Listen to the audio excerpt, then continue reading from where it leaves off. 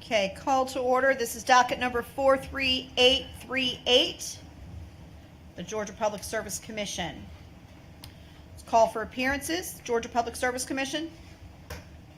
Preston Thomas on behalf of Public Interest Advocacy staff. Georgia Power Company. Good morning. Steve Hewitson, Kevin Green, and Allison Pryor on behalf of Georgia Power Company. Concerned Ratepayers of Georgia. Excuse me. Good morning. Steve Prenovitz, Concerned Ratepayers of Georgia. Georgia Association of Manufacturers. Clay Jones for GAN. Georgia Interfaith Power and Light and the Partnership for Southern Equity. Kurt Upperstock for Kipple and Partnership Summit. George Watch. Interstate Gas Supply. Brad Carver on behalf of Interstate Gas Supply with the subsidiary IGS Solar. Thank you very much. Marta. Robert Schneider on behalf of Marta. Good morning.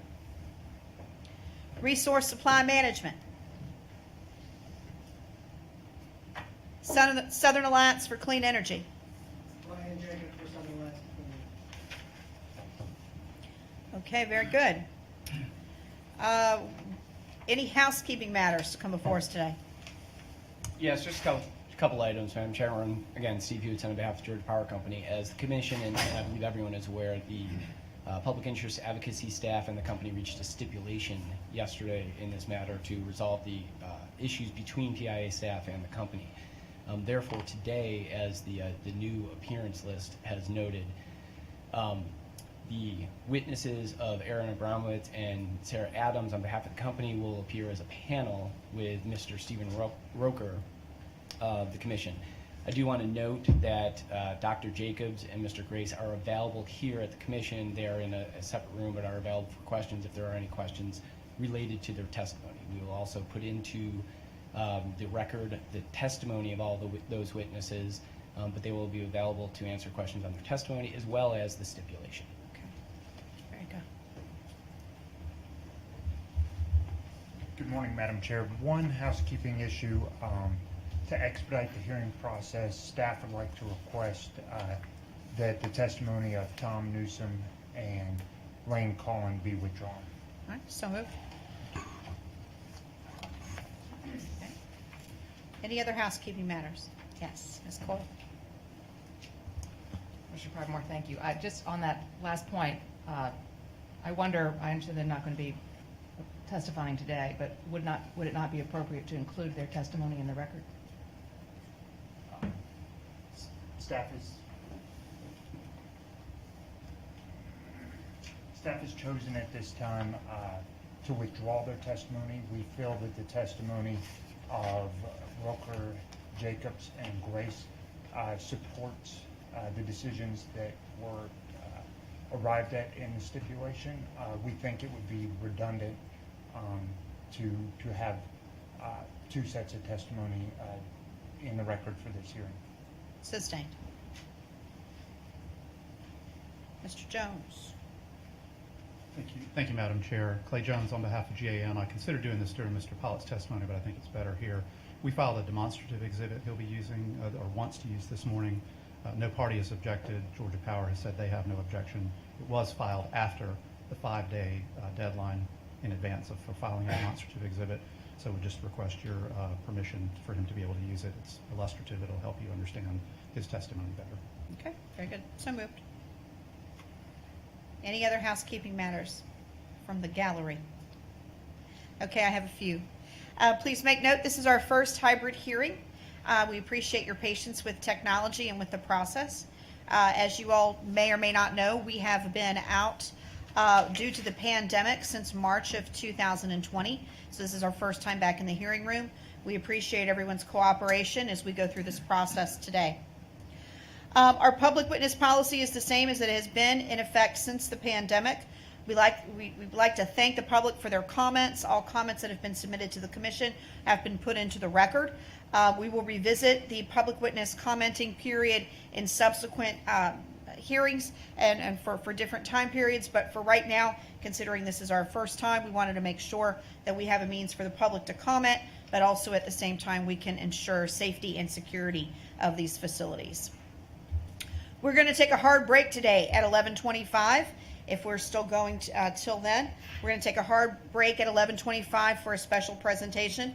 We ask if you'd like to be a part of the presentation, you're welcome to stay. If not, we ask you to go into the lobby or the small hearing room, and we will reconvene then at 1 o'clock.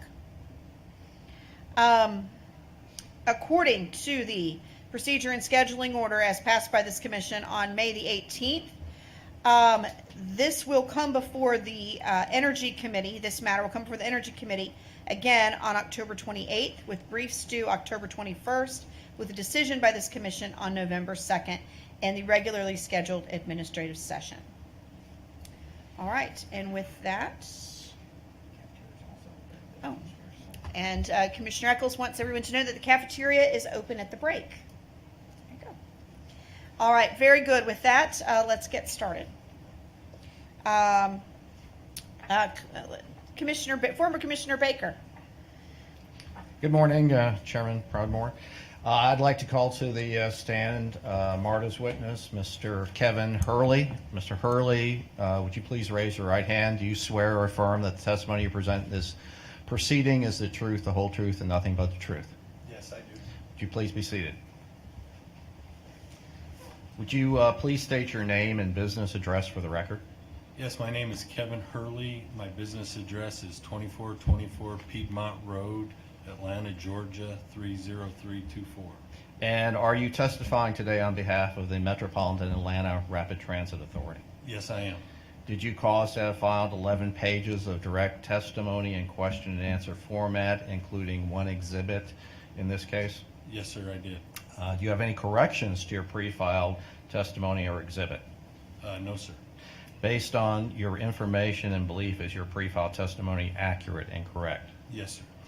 If I was to ask you the same questions today that appear in your pre-filed testimony, would your answers or responses be the same? Yes.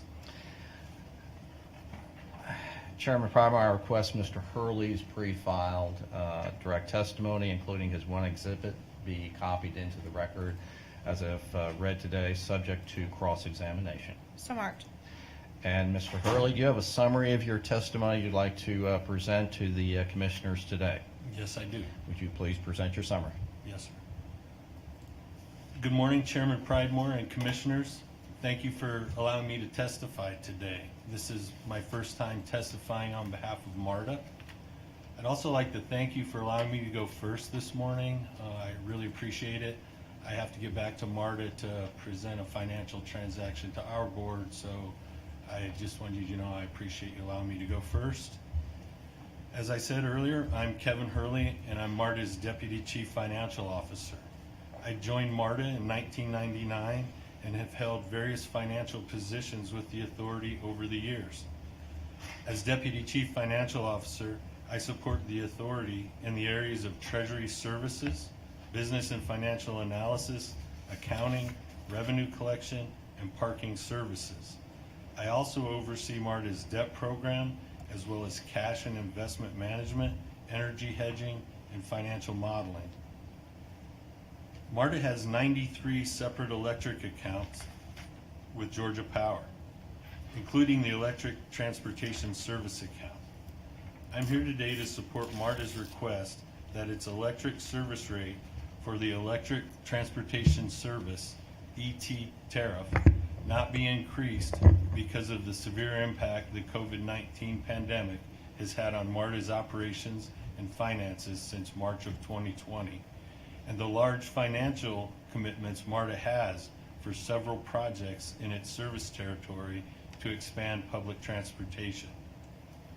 Marta's investments in its infrastructure and services have a great multiplying effect on the economic development around and near its 38 rail stations and transportation service areas that increase Georgia Power's electric sales to new customers. Marta's rapid transit system consists of over 120 miles of electrified rail, which is serviced by the electric transportation tariff. The authority owns a fleet of 338 rail cars powered by alternating current AC power. Marta serves approximately 2 million residents of Metro Atlanta living within our area and is the 12th largest transit system in the United States, providing bus, rail, and mobility services. According to the National Transit Database, Marta has one of the lowest cost per revenue mile for heavy rail service of any public transit system in the United States. Prior to the COVID-19 pandemic, Marta provided bus, light rail, mobility, and rapid rail transit service for nearly 500,000 passenger boardings each weekday, including transfers to and from Marta's regional partners, Cobb Link, Gwinnett County Transit and Express, operated by the Atlanta Regional Transit Link Authority. Marta helps attract new businesses and other development to its service footprint. Many companies now wish to relocate their businesses and offices near the transit system to reduce their employees' carbon emissions, transportation costs, and commuting stress. Younger riders like public transportation and live near MARTA stations. Edgewood Candler Park, King Memorial, Chamblee, and Midtown stations are prime examples of areas with major residential developments located on or adjacent to MARTA properties. Microsoft's recent decision to develop a 90-acre campus on the west side of Atlanta was due in part to the proximity of the Bankhead rail station. When State Farm Insurance moved its headquarters next to our Dunwoody station, it also built a new entrance directly into the MARTA station to make riding public transit convenient for their employees. MARTA plans to spend more than $3 billion on capital projects over the next 10 years. The current 10-year budget includes $715 million in more MARTA spending within the city of Atlanta, including $150 million to completely renovate the Five Points rail station. MARTA's largest capital expenses over the next 10 years include approximately $680 million to replace aging rail cars with more energy efficient cars, and $206 million to modernize our 40-year-old rapid rail electrical system. As a public authority, the funding sources for operations of the MARTA system are: 1, the proceeds of a 1-cent sales tax levied in Fulton, DeKalb, and Clayton counties, and a 1.5-cent sales tax from the city of Atlanta. 2, farebox revenues collected from passengers. 3, leases of property. 4, federal formula funds that we use for preventive maintenance. 5, automobile ad valorem taxes from Fulton, DeKalb, and Clayton counties. And 6, revenues from advertising. The funding sources for capital improvements and expansion of the MARTA system consist of: 1, the proceeds of the 1% sales tax from Fulton, DeKalb, and Clayton counties, and 1.5% sales tax from the city of Atlanta. And 2, federal and state grant funds.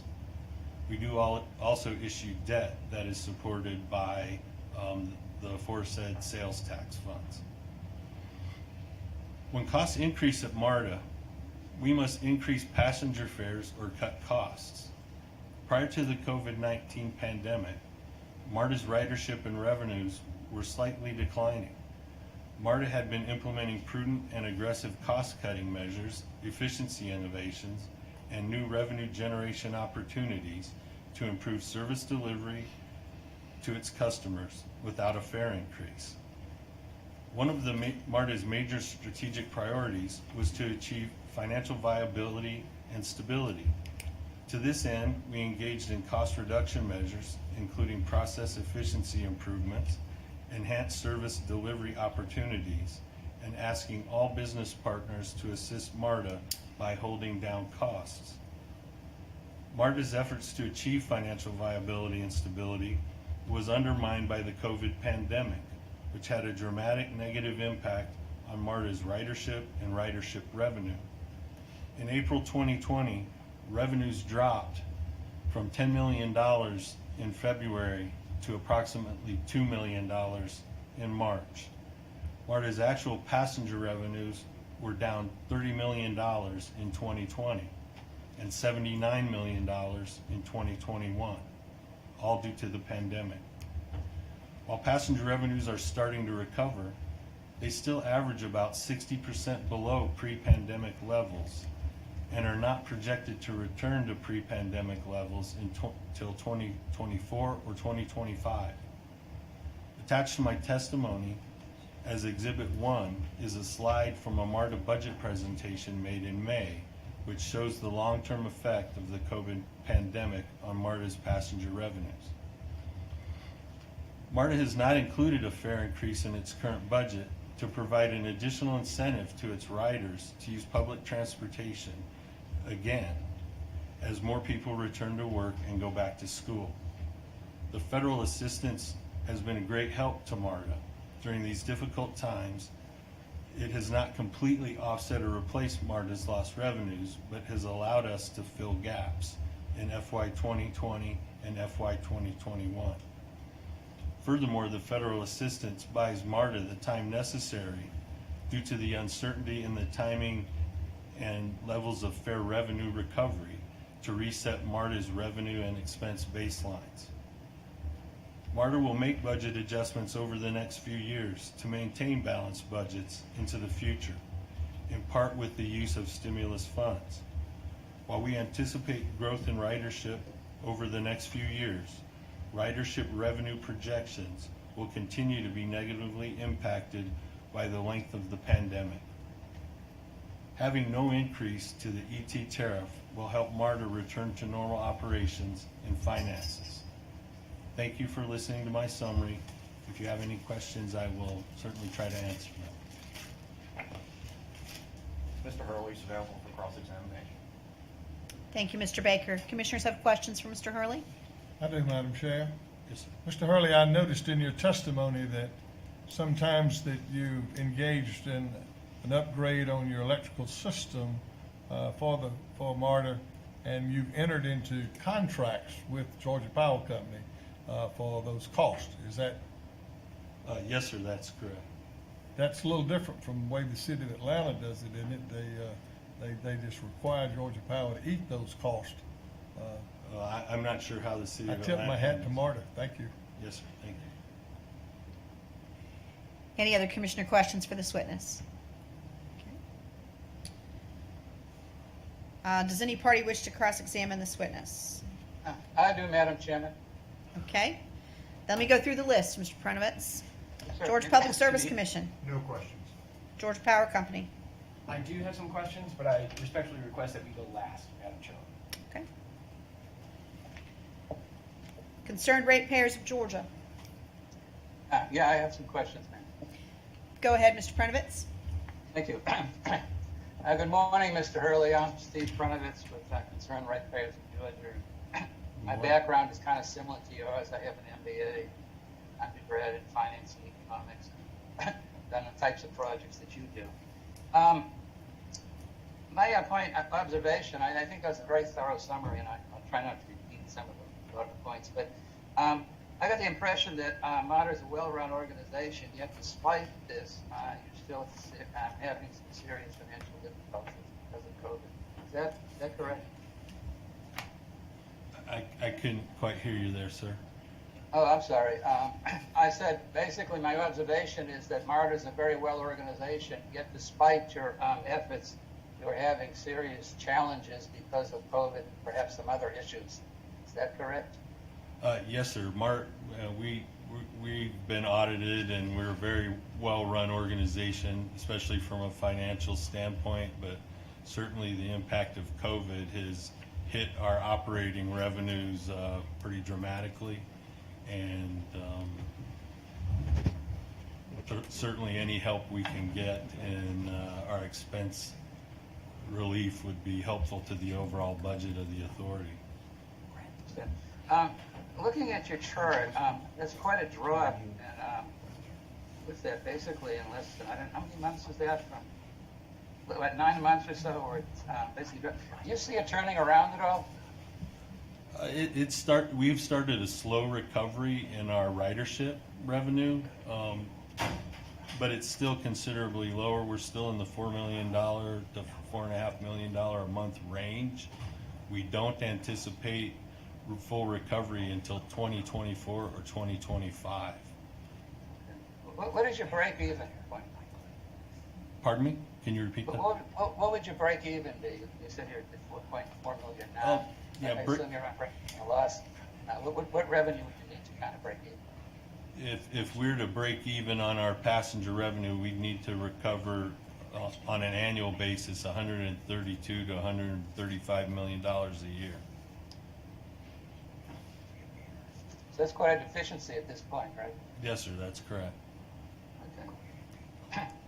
And could you go into a little more detail on some of the cost-cutting methods, the productivity and the quality management programs that you're implementing to basically, to reduce costs, increase efficiency, without having to raise prices on your customers? Yes, sir. This is an effort that Marta undergoes on an annual basis. We really do it continuously. We're always looking for more efficient ways to do things. We've outsourced opportunities where there were other organizations that could perform things at a better cost or higher quality than Marta. We've reduced staffing levels commiserate with folks retiring through attrition, things of that nature. We've implemented software changes that allowed the administrative staff to be more efficient in their actions and allowed us not to fill vacant positions. So there's a great many things that we've done and we continue to do. We also look for new revenue sources. Marta's looking right now at entering into an agreement with a renewable natural gas organization to facilitate some renewable natural gas credits. So we're looking at things that we're turning over every stone and looking under every rock to either generate revenue or reduce our own costs. So bottom line, you take this process of really quality management, continual process improvement very seriously. Yes, sir. Okay. You also mentioned that Marta asked all of their business partners for assistance in holding down costs, not just Georgia Power. What's been the response from your other business partners? Our other business partners have been very receptive. One of my own examples, I have a counsel that helps do bond work who has held the same pricing structure for the last 10 years. So most of our providers and our vendors are very supportive of Marta's mission and have been very helpful in our efforts. Could you elaborate a little, like some of the bigger partners or so on, what they've done to help you?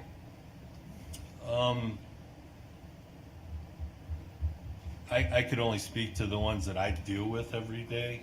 And Sure. One was our bond counsel, our banking services provider. They have kept their fees constant throughout the last 5 years with no increases during that period. We've worked with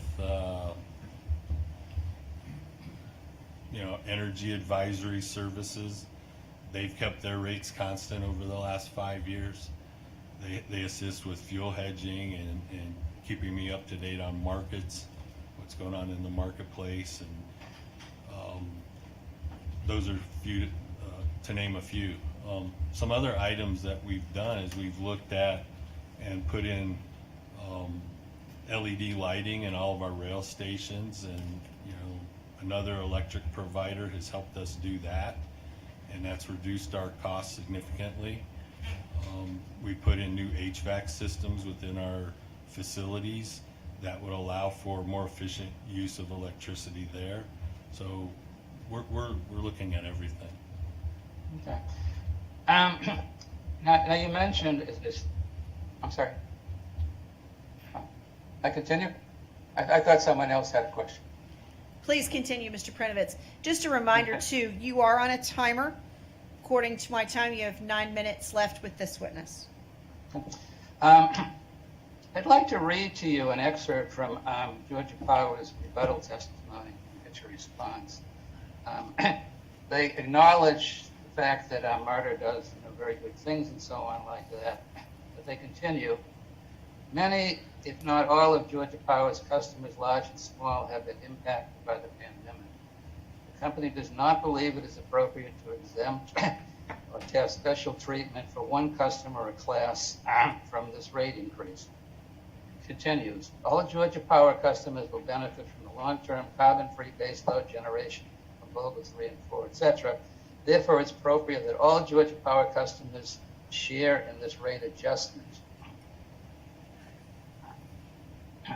What is your response to Georgia Power's response? My response would be that Marta has 93 electric accounts with Georgia Power.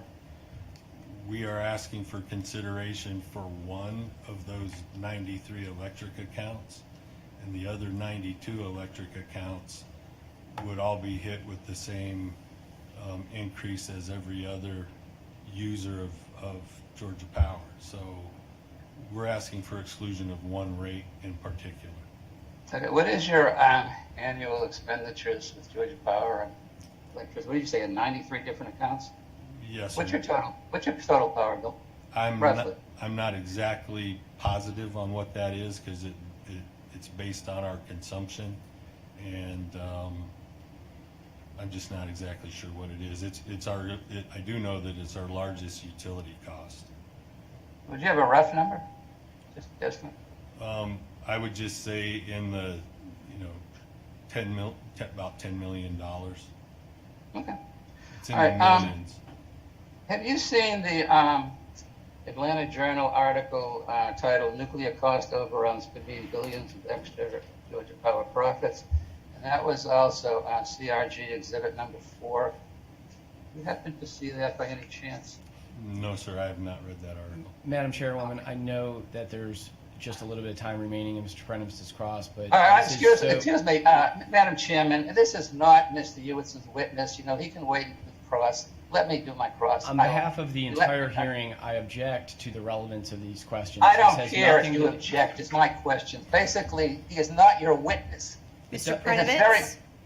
Mr. Prenovitz, Yes, ma'am. you've been given special consideration today, and I Thank think you. that you should remember that as you Yes, ma'am. participate in this proceeding. Yes, ma'am.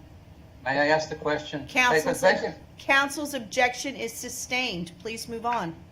Okay, let me put it to you this way. Basically, the Hayek Colin panel and also CRG came to the conclusion that the greater Georgia Power's costs, the greater Georgia Power's cost overruns, the greatest Georgia Power's profits. Basic point is the more that the company mismanages the project in terms of cost, the greater their profitability. Since Marta is committed to doing the opposite, basically trying to control their costs. Madam Chairman, I'd like to politely object to Mr. Prenovitz's his question here. It's beyond. I fully support Mr. Prenovitz's right to have a thorough and sifting cross-examination, just like any other party in this. But Mr. Hurley didn't get into that area as part of his. He may have some general ideas, but he did not. That's not part of our pre-filed. Okay, I'll accept it. Council's objection is sustained. Mr. Prenovitz? Is there? Okay, yes, to the point. Given the fact that you asked Georgia Power politely and nicely for the conception of one of your 93 accounts, and Georgia Power has adamantly refused, would Marta be willing to invest resources in basically pursuing a more aggressive approach in dealing with Georgia Power, with the understanding that if it can be proven that a lot of Georgia Power's costs were unnecessary, imprudent, unwisely incurred, that basically there should be major disallowances, hence, which would reduce basically your rate expenditures from Georgia Power. Would Marta be willing to look into that alternative? Once again, Madam Chairman, we're kind of going off the course with Mr. Hurley's scope of his testimony, and This is pure speculation. The question is being presented to him, and he's not here to speculate on behalf of Marta. His testimony is within the parameters of his pre-file.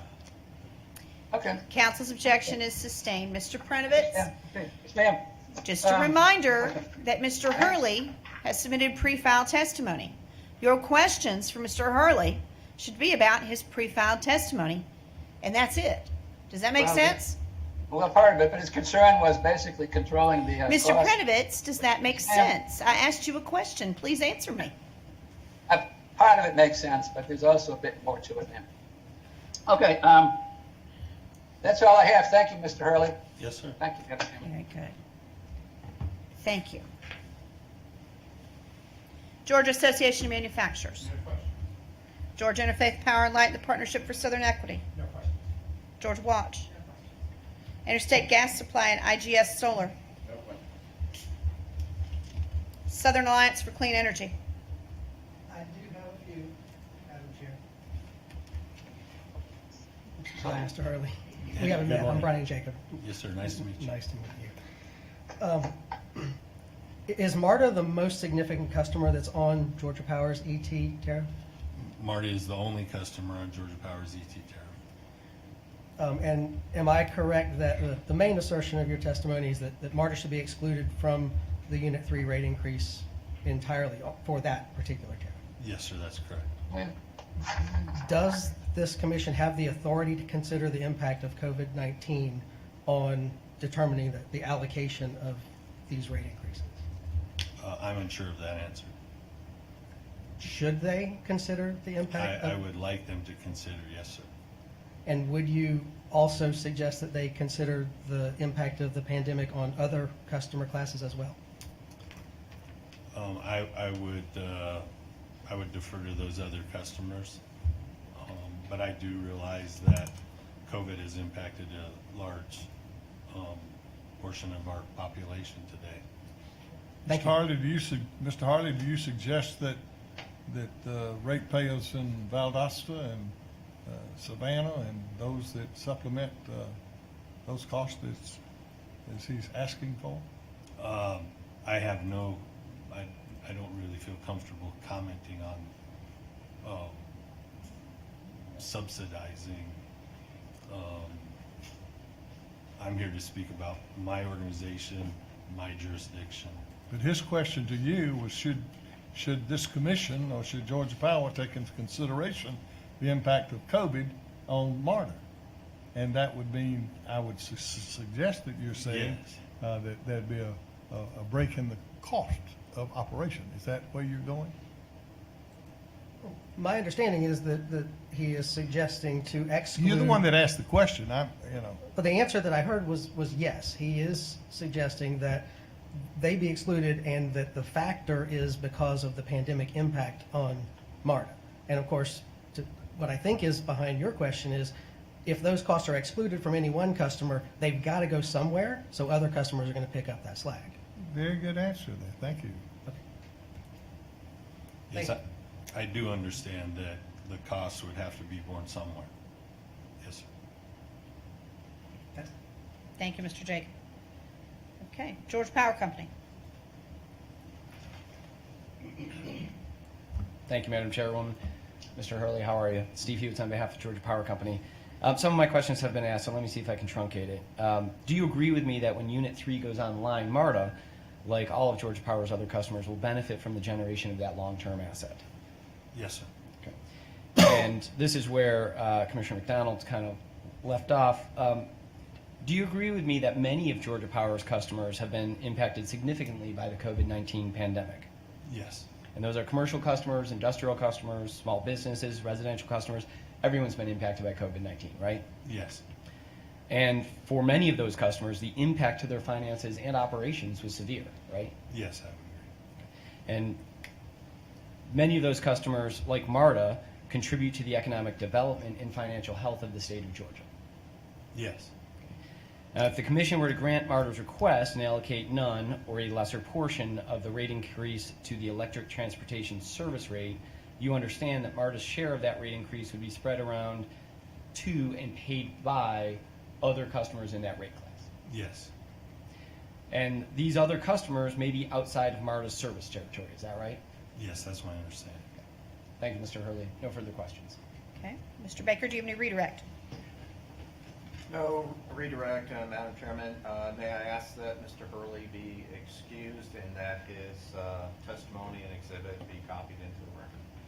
So marked, and your witness is excused. Thank you, Mr. Thank you. Hurley. Yes, ma'am. Thank you very much. Thank you for your consideration, especially some of his testimony. Okay, Mr. Jones, Georgia Association of Manufacturers. Thank you, Madam Chair. I'd ask Mr. Jeff Pollock to come to the stand.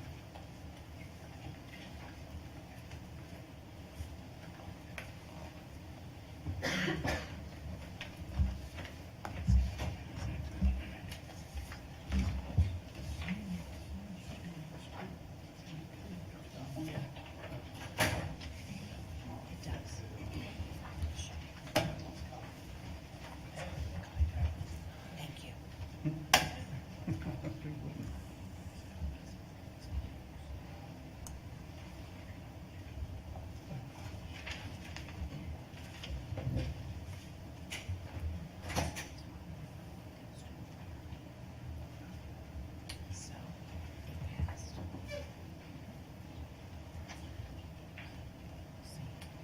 Thank you, Madam Chair. Yes, Mr. Jones, you may swear in your witness. Thank you very much. Mr. Pollock, will you raise your right hand? Do you solemnly swear or affirm the testimony you will give today will be the truth, the whole truth, and nothing but the truth, so help you God? Yes. Thank you. Mr. Pollock, would you please state your name for the record? Jeffrey Pollock. And how are you employed, sir? I am president of J. Pollock Incorporated. Okay. And did you cause to be filed in this docket on September 9th 20 pages of question and answer testimony that includes 2 appendices? Yes. Do you have any corrections or changes to your testimony this morning? I do have one correction, and it's on page 6 of my testimony. Okay. On line 11, strike the words non-fuel operation and maintenance. Okay, I think your pagination might be a little bit different. Can you tell us the Q&A? Yes. It's the response to the question, are there any other reasons for deferring the Vogel Unit 3 rate increase? Okay, Madam Chair, I'll say for the record, that's on, at least on my copy, that's page 5, lines 8 and 9. is I'm the sorry. question. That's okay. I meant to say It's, page it's, 5. it's a printing issue, I'm sure. It's So- not, I misread the page. That's Sorry. That's fine. All right, can you please give the correction again, just to be clear? Yes, so page 5, line 11, strike the words non-fuel operation and maintenance and the parenthetical O&M, and just insert the word operating. Okay, So it should say 197 million of operating expense. okay. Thank you. Do you have any other corrections to your testimony? No. Okay, and if I were to ask you the same questions in your testimony today here on the stand, would your answers be the same? Yes. Madam Chair, I'll ask the witness's testimony and appendices be copied into the record as read from the stand. So marked.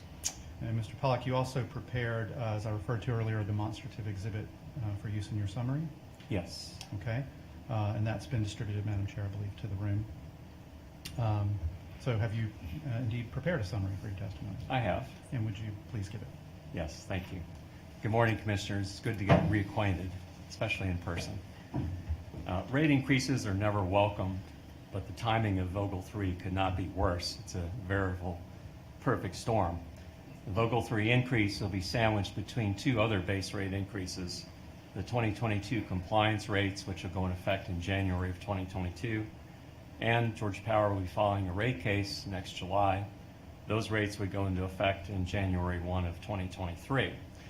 With rising fuel prices, we've also learned that there will also be a interim fuel reduction or interim fuel rate adjustment of about $252 million, which would become effective in January 1, 2022. Now, while rate increases cannot be avoided, they can be managed. The question is how.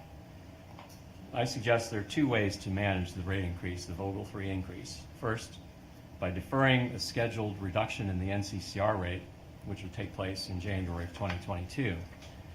And second, by using the regulatory lag to defer a portion of the remaining costs of Vogel 3 to January 1, 2023. So I prepared a graphic to kind of show how that process would work.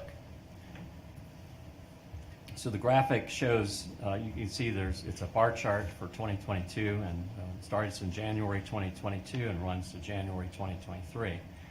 I've shown Georgia Power's proposal in blue and an alternative proposal that GAM is proposing in orange. So just to kind of get acclimated, the January 22 numbers, so Georgia Power's proposal would be to increase, have the compliance rates go into effect, which would be a $157 million increase, but it would be offset by a $78 million reduction in the NCCR. So that's why that blue line, the blue bar is so low. Our proposal would be, let's not reduce the NCCR, let's just implement the compliance rates, which is on that $157 million increase. Now you notice that for at least 6 months, the orange bar is bigger than the blue bar, which means that the company will be collecting excess revenues through the NCCR. I've suggested that those excess revenues could be placed in a regulatory liability account, not kept in the NCCR, but put aside for future use. Assuming that Vogtle 3 comes into service in June and the rates would otherwise have gone into effect in July, then Georgia Power would begin to charge the Vogtle 3 costs against that regulatory liability. So in effect, you built up a balance before the increase, and then July increase goes into effect, Georgia Power can draw from that balance. And by doing that, you can actually not have a rate increase until January of 2023.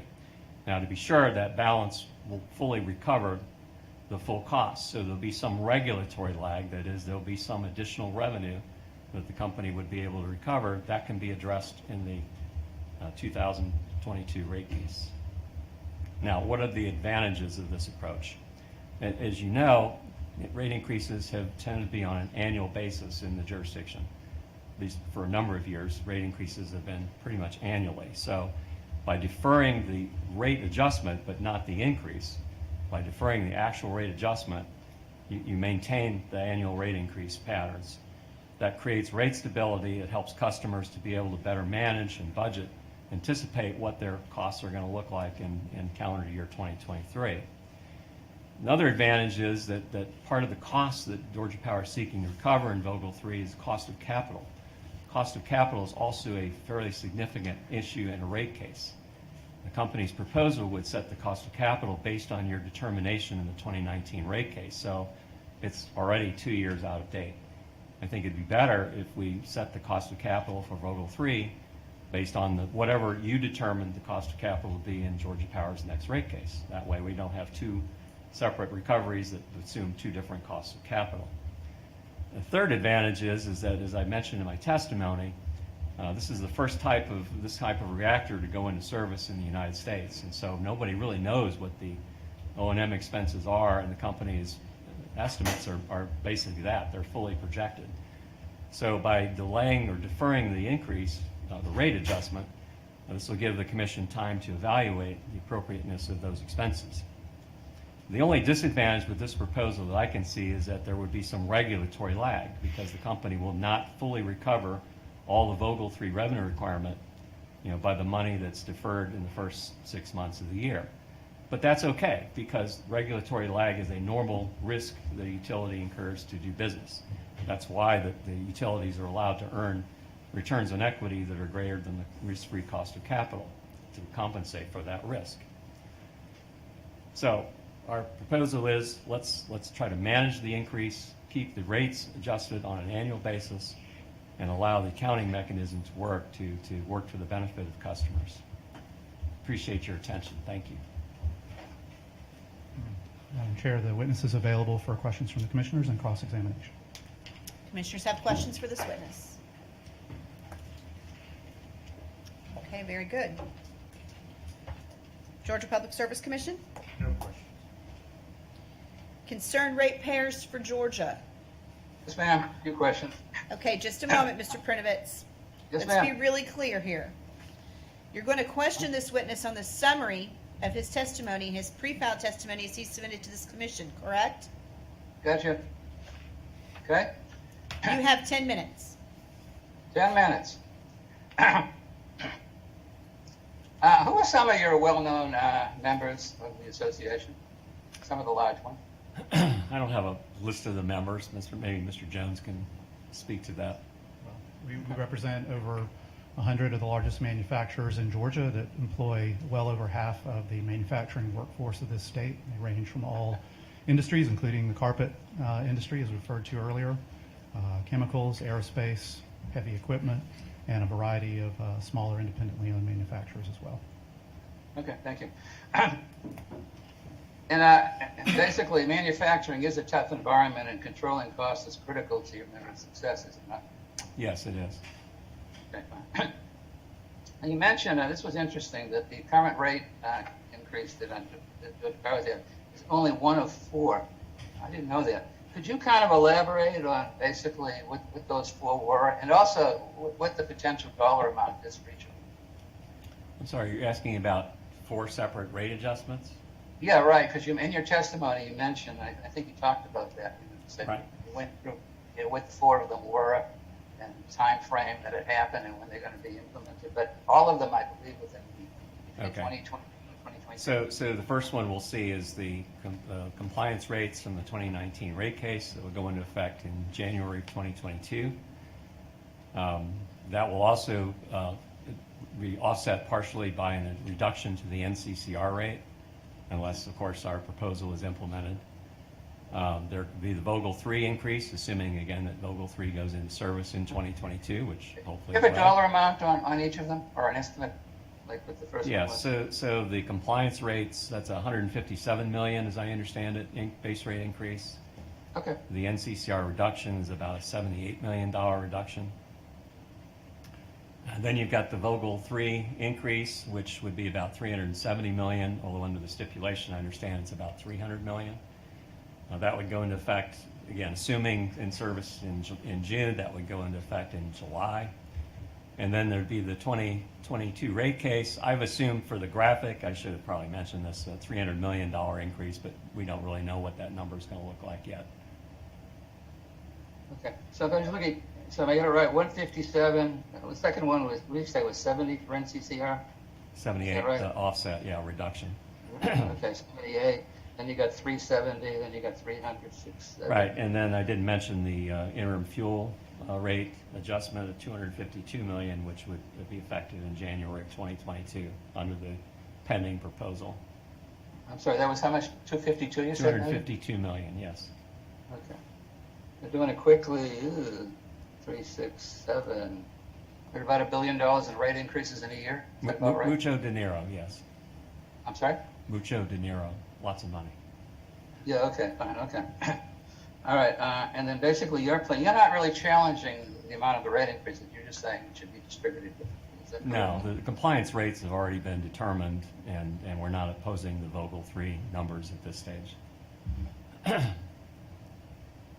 Okay, so basically, again, you're not questioning the amount, you're just saying it should be, distributed differently. Is that right? No, I'm not, I'm saying it should be managed so that the rates only change in January 1 of 2022 and then again in January of 2023. Okay. All right, I didn't ask the question right. I think we're in agreement. Okay. Okay, now you also mentioned, in addition to dealing with the separate rate increases, you mentioned that the non-fuel O&M expenses will be higher than Hatch and Vogtle 1 and 2. Okay. I believe you said that the estimates could range anywhere from 13 to 57% higher. Is that correct? Yes. Okay. And this fact wasn't well known. All of the proceedings basically dealing with Vogel's benefits, which Georgia Power, obviously talks about, how great the project is. They don't mention the increased O&M expenses. Do you think this is a key component of running a nuclear power plant? Well, I think operation and maintenance certainly is a key component of running any kind of power plant, no matter what type of power plant it is. All right. And basically, if they omitted that possibility, not even possibility, that basically these expenses will be higher, that will affect the feasibility of the project, would it not? I don't think it's a question of feasibility. I think it's a question of just trying to get a handle on what the costs really are going to be. I mean, they're going to obviously incur expenses to operate and maintain the plant. The question is, since it's a new type of reactor that we've never seen before, the question is how much is it really going to cost? Right, that's true. But basically, there's an increased risk on that, as you mentioned. Well, it's not a risk. It's just an expense that the commission needs to obviously have some time to review. Okay.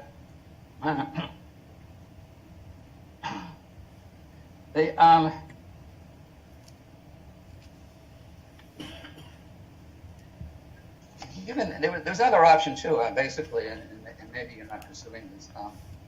Given the fact that Vogtle 3 and 4 has experienced massive cost overruns and so on like that, is it not? Why hasn't your organization addressed that part of it, saying, hey, if we can knock off some of the cost, be it prudency or reasonableness or so on like that, everyone would benefit because the rates would be lower. I'm going to object to the question. Why have you not addressed that part? I'm going to object to the question. It doesn't, asking why a party has certain trial strategy isn't relevant to this hearing. We've submitted our testimony. We testified on what we wanted to testify about. Mr. Prinovitz didn't even submit testimony. Council's objection is sustained, Mr. Prinovitz. I said fair enough. Okay, that's all I have. Thank you. Thank you. Very good. Georgia Interfaith Power and Light and the Partnership for Southern Equity. No questions, Madam Chair. Georgia Watch.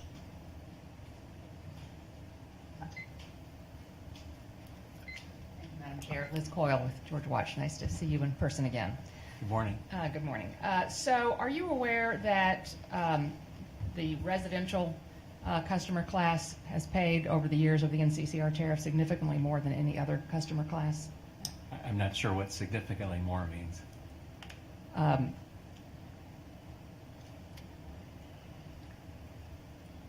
Are you aware that residential customers have paid more in the NCCR tariff since the tariff began being collected than any other customer class? I'm not aware that's the case. I mean, everybody's supporting the NCCR to some degree. And if it were the case that residential customers have been paying significantly more in the NCCR tariff than, for example, manufacturers, would your proposal not be a significant disadvantage on the residential customer because they would continue to pay the NCCR tariff and your customer class would be able to defer a higher cost? Well, first of all, the NCCR applies to all embedded rates, and that's been the case since the beginning. So everybody that's affected by the NCCR would continue to pay that rate. That would be a contribution to obviously recover a portion of the Vogtle 3 costs, which would avoid a rate case or rate increase in the middle of the year, which would be very disruptive to everybody.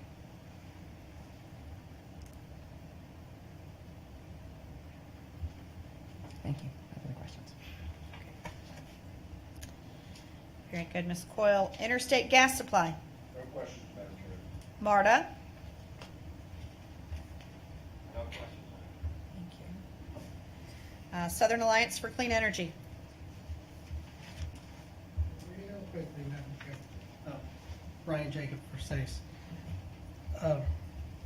To the extent that this commission does not accept your proposal to defer this Unit 3 rate increase, do you agree with the company's proposal of applying the Unit 3 rate increase equally across all base tariffs? And yes, until you've actually done a rate case and have a full cost of service study, that's the fairest way to distribute a temporary increase. So would that also include the RTP tariff? It would include customers, the CBL portion of the RTP rate, yes. Okay, thanks. Thank you, Mr. Jacob. Mr. Jones, redirect. Oh, I'm sorry. I'm glad to. Mr. Hewitt said. I bet you would be. Georgia Power Company. Thank you, Madam Chair. Mr. Pollack, great to see you. How are you today? Good, thanks. Good to see you. Now, while it is true that there will be several rate adjustments from January 2022 through January 23, is it fair to say that all but the fuel adjustment has been known for quite some time? The fuel rate? Everything but the fuel rate, everything but the interim fuel. It's been certainly known that Vogtle 3 would cause rates to go up. It wasn't clear when or how much. Well, The 2019 rate case compliance filing has been known since the order in the 2019 rate case, right? Yes, until the filing was actually made, then we got a surprise. And we know that any rate change resulting from the 2022 rate case will more than likely be implemented in January 23, right? Yes, Okay. And the NCCR adjustments happen every January, right? they've happened that way, yes. So while the amount is not known, the timing certainly can be planned around, right? Right, The Unit 3 and common rate adjustment was addressed in the VCM 17 order, which was issued in January of 2018, right? that's correct. Okay. And while it's tied to Unit 3 reaching commercial operation, anyone who follows the Vogel matter, like GAM, can keep track of the projected in-service date for Unit 3, right? Correct. Now, on page 3, lines 15 to 16, you state that Georgia Power customers have become accustomed to only one rate change in a calendar year, but now they will potentially have to absorb 4 rate increases in the short span of only 13 months. Is that your testimony?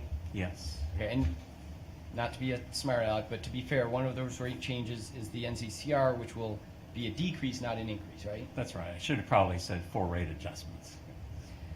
And you say that customers are used to one rate change in a calendar year, but 13 months spans 2 calendar years. Well, technically, it's 2 calendar years, but it's very close. And the reality is that all but one of the rate adjustments will happen in the month of January, either 2022 or 2023, which would square with your statement regarding customer expectations of one rate adjustment per calendar year, right? Assuming our proposal is implemented, yes. Well, I said all but one of the rate All adjustments. but one, yes. So even with Unit 3 rate adjustment happening outside of January, the majority of the rate adjustments are still happening in the January. Well, I mean, the number, yes, but again, we're not changing just to be clear, our proposal doesn't prevent Georgia Power from collecting additional revenue for Vogel 3. That would happen even under our proposal. It's just that the rate effect of that would not be felt until January of 2023. So we're not changing anything with respect to the actual timing. We're simply proposing to change the mechanism by which Georgia Power initially gets cost recovery for Vogel 3. Well, I know you're not a lawyer, Thankfully. but did you review the NCCR statute to determine whether the commission even has the authority to freeze the NCCR collection amount? I haven't looked at that statute, but I think the commission, in my understanding, the commission has pretty broad authority over regulation and rate making in general. Are you aware that the statute provides that the cost recoverable pursuant to NCCR shall be recalculated and the level of the charges reset annually, if necessary, to reflect the level of construction costs expected to be incurred in the next 12 months? I don't dispute that. Okay. And given that language in the statute, do you agree that this commission might not have the authority to allow Georgia Power to keep the NCCR collections artificially high for a year? Unless they can find extraordinary reason why they should do something differently. That question has been debated extensively at this commission. The word shall has. I agree with you, Mr. Commissioner McDonald. And Mr. Pollack, with that, that's all I have for you. Thank you very much for your time. Thank you. Mr. Pollack, before Sir.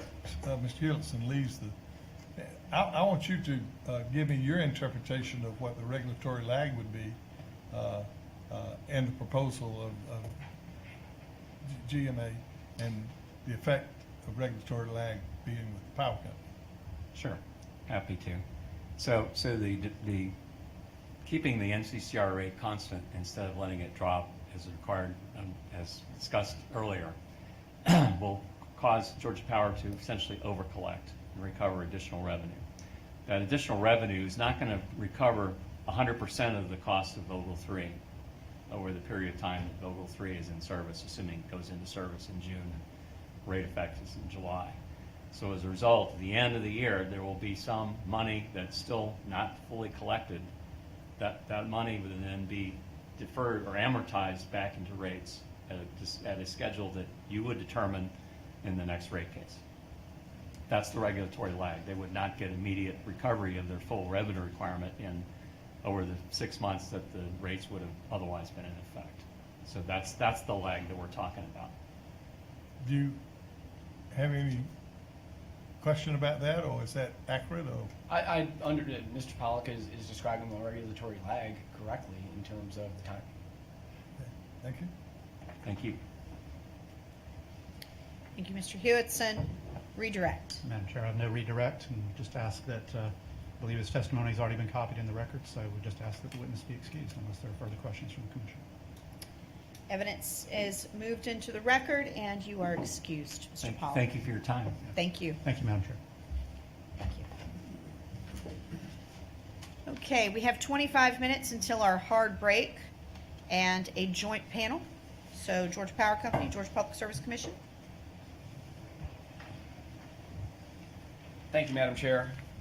Georgia Power calls its witnesses on direct, Aaron Abramowitz and Sarah Adams, and in addition, given the stipulation that was reached yesterday, Mr. Stephen Rucker, on behalf of PIA staff, will be joining them on the stand.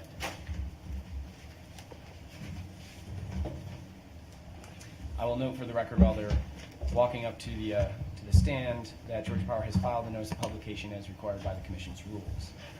Panel, will you please raise your right hands? Do you swear that the testimony you're about to give is the truth, the whole truth, and nothing but the truth, so help you God? Yes. I do. Let's start with you, Mr. Abramowitz. Would you please state your full name, your employer, and your responsibilities for the record? Sure. Aaron Abramowitz, employers Georgia Power Company. I'm Chief Financial Officer and Treasurer of the company. Ms. Adams, would you do the same, please? Yes, I'm Sarah Adams, employed by Georgia Power Company. I'm the Vice President and Comptroller. Okay. And Mr. Rucker, would you do the same, please? Yes, Stephen D. Rutger. I am a analyst for the Public Service Commission Public Interest Advocacy staff. Thank you.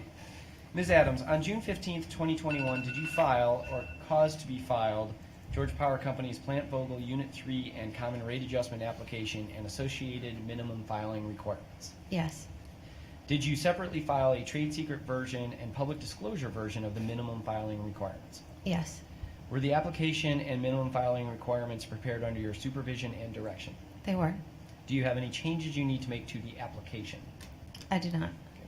Ms. Adams, did you pre-file or cause to be pre-filed 20 pages of direct testimony in question and answer format, in this case, on July 21st, 2021, and then refile on September 8th to substitute Mr. Abramowitz for Mr. Daniel Tucker? Yes, Is it true that there were no substantive changes to the September 8th testimony other than the substitution of Mr. Abramowitz's background information for that of Mr. Tucker? that's correct. They were correct on the day that they were filed. Did you also separately file a revised trade secret version and public disclosure version of the minimum filing requirements? Yes, Were the revised minimum filing requirements prepared under your supervision and direction? they were. Were the revised minimum filing requirements filed on July 21st, 2021 intended to replace the MFRs previously filed on June 15th, 2021? Yes, they were. Are there any corrections you need to make to your pre-filed direct testimony? No, they were correct on that day. Madam Chairwoman, the court reporter has been provided a copy of the pre-filed direct testimony. I now ask that the direct testimony of this panel be copied into the record as if given here today from the stand. So moved. And for the record, I would like to identify the company's application as hearing exhibit GPC 1. So moved.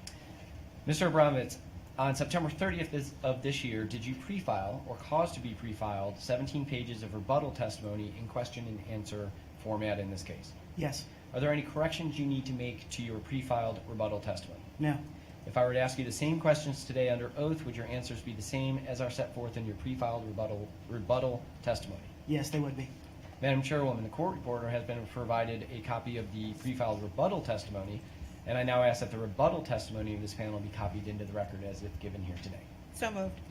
Mr. Abramowitz, on September 30th, did you also file or cause to be filed an updated set of minimum filing requirement schedules in both trade secret and public disclosure format? Yes.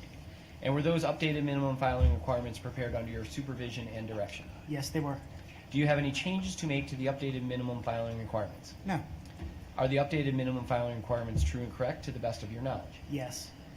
Are the updated minimum filing requirements filed on September 30th, 2021 intended to replace the MFRs previously filed on July 21st, 2021? Yes, they are. Madam Chairwoman, for the record, I would like to identify the trade secret updated minimum filing requirements filed on September 30th as GPC 2 and the public disclosure MFRs filed on September 30th as GPC 3. So moved. On October 13th, did the Georgia Public Service Commission, Public Interest Advocacy staff, and Georgia Power enter into a stipulation regarding the proceeding in this docket? Yes, we did. Was that stipulation filed with the Commission on October 13th, 2021? Yes, it was. Madam Chairwoman, I'd like to identify the stipulation as Joint Exhibit 1 and have it admitted into the hearing record subject to cross-examination. So moved.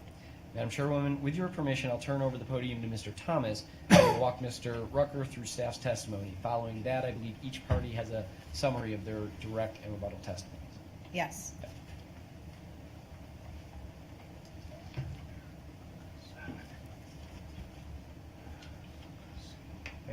Mr. Rucker, on September 9th of this year, did you file or cause to be filed 12 pages of testimony in question and answer format, along with 3 exhibits marked as STF SDR1, STF WRJ1, and STF DNG1? Yes. Do you have any corrections that you need to make to either your pre-filed testimony or exhibits at this time? I do not. And if I would ask you the same questions here today under oath, would your answers be the same? Yes. Madam Chairwoman, the court reporter has been provided with a copy of the pre-filed testimony, and I would ask that the direct testimony be copied into the record as if given orally from the stand here today. And I would also ask that exhibits STF SDR1, STF WRJ1, STF WNG1 be marked as staff exhibits 1 through 3. So moved and so marked. At this time, both the company and staff have a summary for the commission. Very good. Okay. Good morning, Commissioners. Yesterday, the Commission's Public Interest Advocacy staff and Georgia Power reached a stipulated agreement resolving the issues in this proceeding. On behalf of the stipulating parties, we ask that the Commission approve the stipulation as a reasonable resolution for how retail base rates will be adjusted in the month after Unit 3 achieves commercial operation, to include the costs related to Unit 3 and common facilities deemed prudent in the January 3rd, 2017 Supplemental Information Review and the related costs of operation. The stipulation continues the long-standing history of collaboration and compromise between the company and the PIA staff, which underscores the constructive regulatory environment we have here in Georgia. The stipulation is a fair and balanced settlement of Georgia Power's application to adjust rates to include certain Vogtle Unit 3 and common costs. As with any settlement, neither party received everything they advocated for or requested, and compromises were made on several complex issues. And the stipulating parties worked together to look beyond single issues to come to an agreement focused on the rate recovery of deemed prudent costs without losing sight of the impact of this agreement on our customers. We very much appreciate PIA staff's professionalism in working through these important issues to reach this agreement, which is in the best interest of our customers. The stipulation provides that Georgia Power's application should be approved as modified by the stipulation. While the stipulation speaks for itself, I'd like to highlight a few key items. The month after Unit 3 achieves commercial operation, the stipulating parties agree that $2.1 billion of the previously deemed prudent amount related to Unit 3 in common will be transferred into rate base. Following the conclusion of the full prudency proceeding, the amount found reasonable and prudent to be placed into rate base at that time will be net of the remaining balance of the Toshiba Parent Guarantee, and the Toshiba Parent Guarantee funds will not be used to offset imprudently incurred costs. Georgia Power will include in rates depreciation on the deemed prudent amount going into rate base, but will defer the depreciation for Unit 3 in common on the remaining portion in a regulatory asset to be recovered in a manner determined by the Commission in the full prudency proceeding. If Unit 3 has materially deviated from its expected performance as of the date Georgia Power files the prudence review, the Commission has the right to review the operating and maintenance expenses for Unit 3 and common facilities, and Georgia Power has the burden to prove that any outage or derating that resulted in lower than anticipated production was not the result of unreasonable or imprudent construction, testing, or startup activities. Commercial operation for Unit 3 will not be declared for rate recovery purposes unless and until Unit 3 completes all appropriate pre-operational tests and power ascension testing and completes any necessary remediation required for safe and reliable operation. Once Unit 3 has completed testing and is fully dispatchable at the stated net electrical output of 1,102 megawatts, no further action or proceeding will be required for the company to adjust rates pursuant to the final order in this proceeding. The definition of commercial operation, as agreed to in the SIR stipulation, will remain unaltered as it pertains to Unit 4. Although the parties reserve the right to present arguments regarding the process for determining that Unit 4 is fully dispatchable on demand at the stated net electrical output of 1,102 megawatts. Finally, the parties agree that nothing in the stipulation is intended to be construed as a disallowance of any capital costs or operating costs. This stipulation represents a positive outcome for our customers. Under the terms of this stipulation, the company's initial requested annual revenue requirement of approximately $370 million has been reduced to approximately $300 million, which will result in an estimated increase of $5.19 per month for the typical residential customer. After Unit 3 reaches commercial operation, when you combine this adjustment to the reduction in NCCR that will be effective this coming January, the resulting impact to customers is an increase of $3.78 for the typical residential customer. When Unit 3 achieves commercial operation, the unit will be the first new nuclear unit constructed and operating in the United States in decades, and will provide Georgia Power's customers with safe, clean, reliable, and affordable electric service for the next 60 to 80 years. By compromising on several of the contested issues in this proceeding, PIA staff and the company reached a stipulation that implements the Commission's VCM 17 order. The stipulation appropriately balances the company's recovery of a subset of the previously deemed prudent amount related to Unit 3 and common facilities, while mitigating the rate impact on customers. Lastly, the stipulation reserves until the Commission's full prudence review the determination on the recovery of the balance of the project costs incurred in constructing Vogtle Units 3 and 4. Thank you for your time and attention. Very good. Considering that we are watching the clock, we have about 10 minutes for commissioner questions, and then we can always resume after the break. Commissioners? Madam Chairman, Yes. Mr. Roper also has a summary. Of course, Mr. Roker. Just a brief one. Good morning, Commissioners, Madam Chair. I will not repeat the highlights of the stipulation that Mr. Abramovich just iterated, but will instead focus on the benefits for ratepayers in this commission that are included in the stipulation. First, let me also state staff's appreciation for the company's professionalism and courtesy during the negotiations. When we began this process, there were considerable differences on several important issues. However, both parties ultimately kept an important focus on the future of Unit 3 and Unit 4 when it reaches commercial operation. As Mr. Abramovich stated, neither party to the stipulation received everything it wanted, but instead, what staff believes is a fair and just compromise of the issues. First, the issue of the Toshiba Parental Guarantee, or TPG funds, will be applied has been resolved. The parties have agreed that these funds can only be applied to costs that this commission has deemed prudent. This ensures that 100% of the benefit of the TPG funds will be used for the benefit of ratepayers. Second, should Unit 3 experience operational difficulties, the commission will have the right to review the causes of any shutdown or down rate of the unit and associated operations and maintenance and remediation costs during the prudency proceeding when Unit 4 loads fuel. And lastly, the definition of commercial operation from the supplemental information review proceeding remains intact for Unit 4. While staff stands by its pre-filed testimony, staff now believes that this stipulation is in the best interest of ratepayers and the commission, and we recommend that the adoption of the stipulation in its entirety.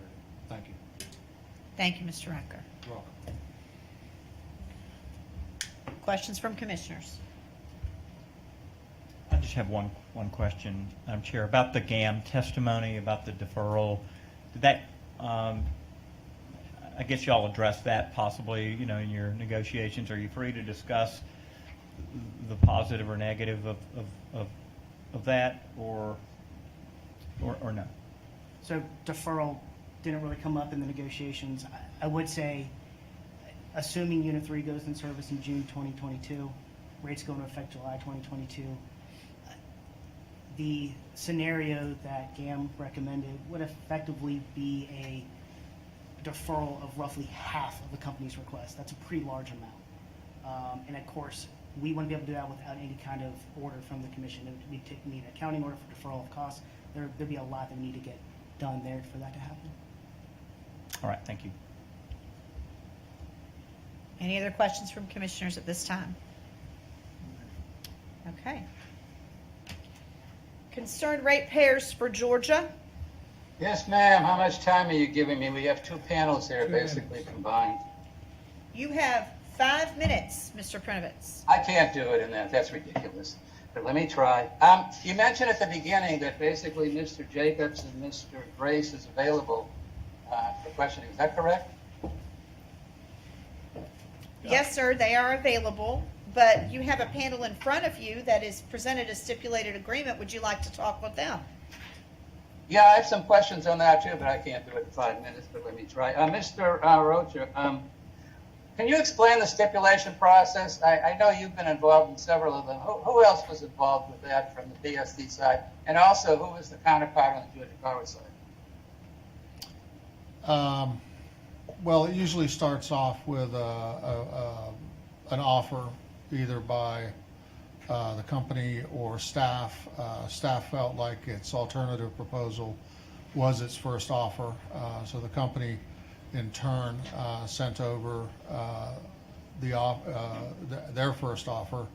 At that time, the group was quite large. Obviously myself, Preston, Mr. Newsom, Rob Trokey, Jack Branch, Shamitha Jones, everybody that's on the team essentially weighed in.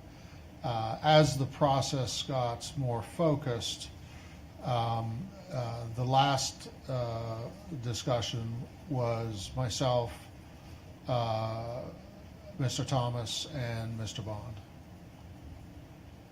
And who was on Georgia Power side? I let them try to remember that. From the company, it was myself and Mr. Hewitson. Okay. All right. And on the testimony, I think on page 5 in the footnote, it said were there basically 13 stipulations that passed over this. Is that correct? Am I reading that correctly? What is he looking at? Which testimony? That was in your testimony, Mr. Roger. I think on page 5, where you explained basically the SIR, the stipulation, the supplemental information review. And there was a footnote, and on the footnote it said basically stipulation 13 or so. Was I reading that right?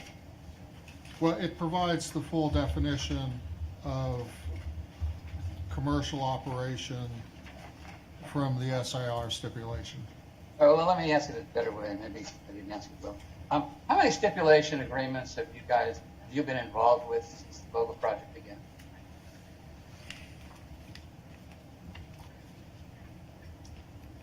Now, if you look at exhibit CRG 6, that came from your testimony. There were basically 3 of them there. Yeah, I was going to say 3. Okay, but then also after that, there was one on BCM 23 and 24, which was not on here, so that would be 5. And then you've got one yesterday, so that would be 6 at least. Is that right? That subject Right, to okay. Jack. Fair enough. Okay. Now, also, this is between you and Georgia Power. Are there any other parties involved in this? No. Why not? Well, we're not obligated to reach out to every party. Every party has the right to reach out to us if we feel it's beneficial, and that another party might have be aligned with what staff is trying to accomplish, then we would probably invite them. But there's a real mix of what interveners want in this particular docket. This is a pretty controversial case, is it not?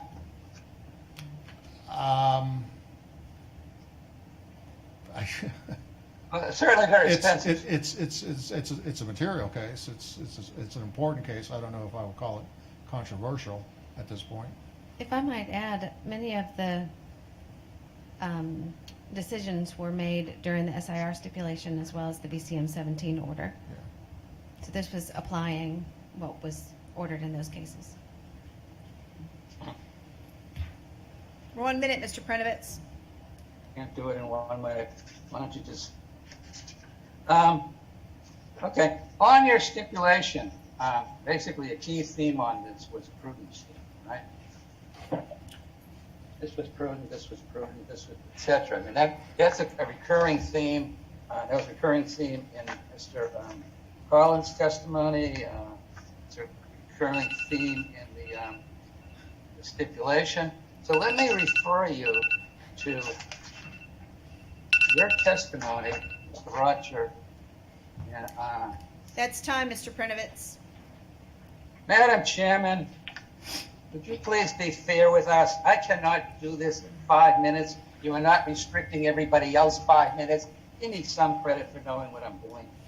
I may not ask it the perfect way, but the content's pretty solid. So please let me continue. I'm asking you nicely. Thank you, Mr. Prenovitz. At the beginning of this hearing, we called for a hard break at 11:25. We are in recess until 1 o'clock.